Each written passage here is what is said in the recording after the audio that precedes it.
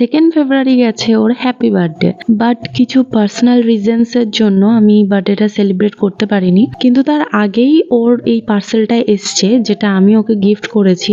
আজকে সেটারই unboxing video তোমাদের দেখাচ্ছি। প্রচুর স্ট্রাগল করার পরে ও পার্সেলটা ওপেন করতে পেরেছে। তো এটা ছিল ক্যাম্পাসের একটা শু, যেটা ও অনেক দিন ধরে কাট করে রেখেছিল। তো আমি ভাবলাম গিফট তো আমি দেবই, তাহলে ওর পছন্দেরই একটা গিফট দেওয়া যাক। সেরকম ভাবেই ওকে আমি একটা সারপ্রাইজ দিয়ে দিয়েছি। ও তো এই গিফটটা পেয়ে ভীষণ খুশি হয়েছিল, যেটা দেখে আমারও ভীষণ খুশি লেগেছিল। এটা ছিল ওর বিয়ের পরের প্রথম বার্থডে। তো আমি ভেবেছিলাম যে খুব ভালো করে সেলিব্রেট করব, বাট আমাদের ওষুধ পড়ে যায়, তো সেই জন্য এটা সেলিব্রেট করা হয়নি। সেই জন্যই মনটা ভীষণ খারাপ ছিল। বাট ও এই শুটা পেয়ে ভীষণ খুশি, আর দুর্ঘটনা তো বলে হয় না, তো সেই জন্য আমরা আর মন খারাপ করে থাকিনি। আর এখন থেকেই মনে মনে প্ল্যান করে রেখেছি নেক্সট ইয়ারে খুব বড় করে ওর বার্থডেটা সেলিব্রেট করব, আর ওকে পুরোপুরি সারপ্রাইজ করে দেবো। So by for